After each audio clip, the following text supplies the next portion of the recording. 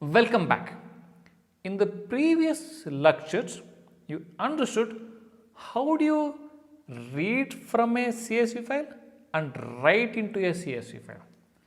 Now, if you remember, CSV file is one of the format in a semi-structured category supported by Spark. There are other formats as well, which is the next one, JSON. As a part of this lecture, we will understand the JSON file format and how do we read from that. Let's get started. Any idea what is a JSON format?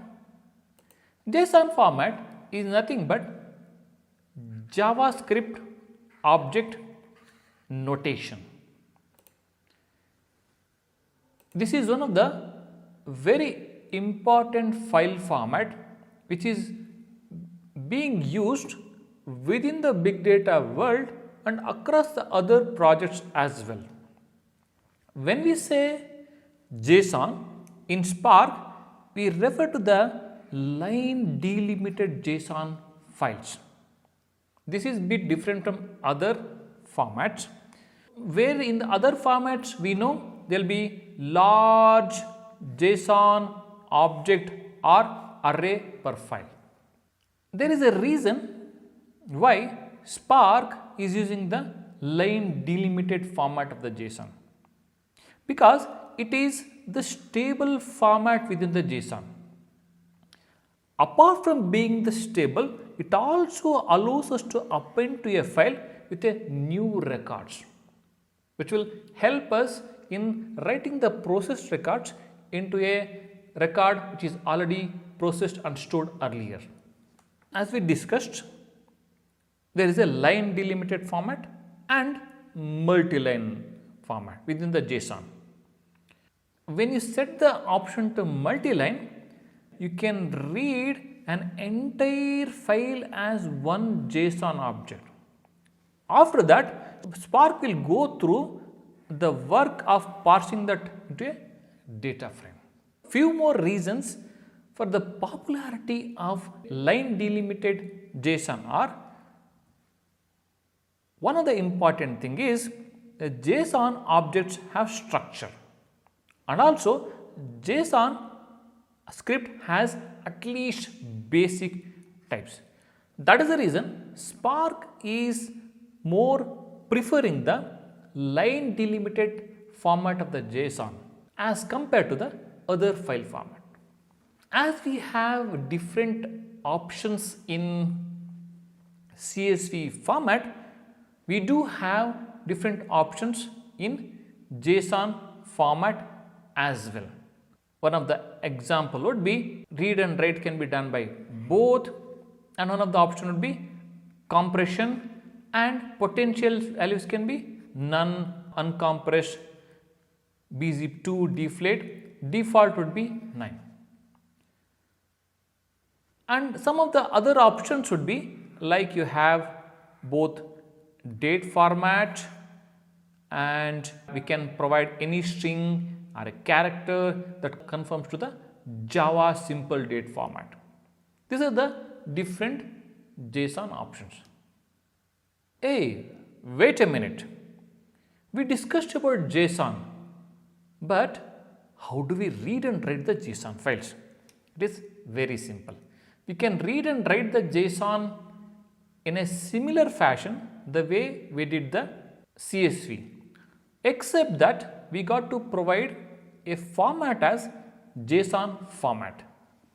Assuming that you are trying to create a data frame, then you will use a Spark, that is a Spark session, you will use a read, then you will use a format here.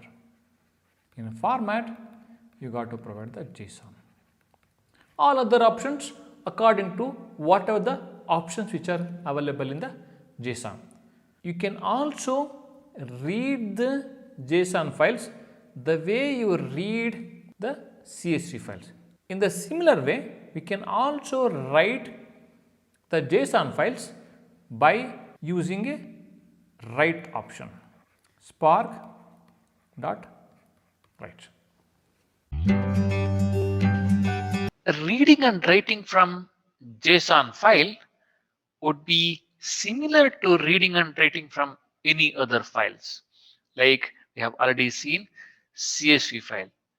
When we looked at the lecture of read API, that is data frame reader, we did read from JSON files. Now, as a part of this practical, we'll try to look at one of these options.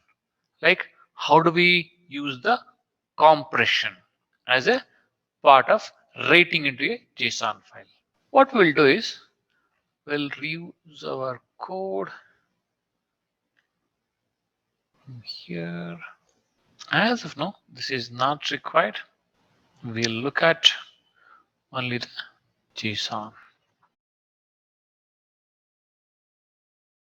Okay, I'm giving this path. Let us go and see if there is any file in this path or not. Here we go. We are already in that path. We don't have any JSON file in this folder. Let's go ahead and execute this. We are writing from a data frame df flight into a JSON file. It's done. Let's go and check in this folder. Yes, we do have. Let's go and get into this. You can see we have a JSON file here. Now we have written a data frame into a JSON file. We'll use a option, compression option, and write the same file into the one more JSON file. All we got to do is to provide the option.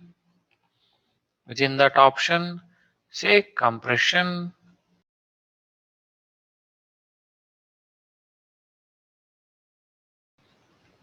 You have different option for the compression. Go ahead and give gzip. Let's go ahead and execute this. Here, what we'll say gzip. Here, we'll change the name of the file we are writing into.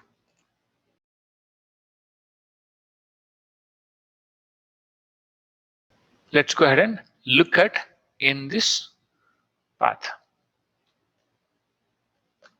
There you go. We have write JSON gzip.json. Let's see how does this file look like.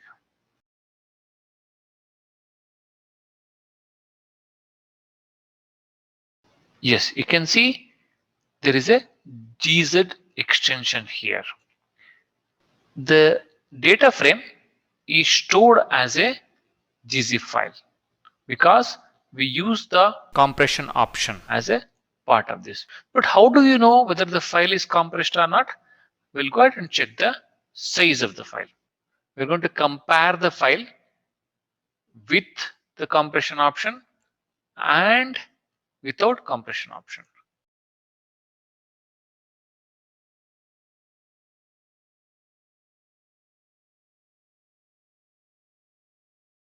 The file size is 2.4K. Now let's get to a folder where we have not used the compression option.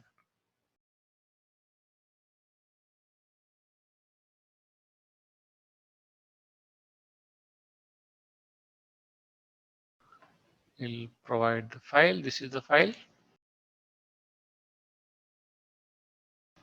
You can see 21K here. So when we use the compression option, the file size has been reduced from 21K to 2.4K.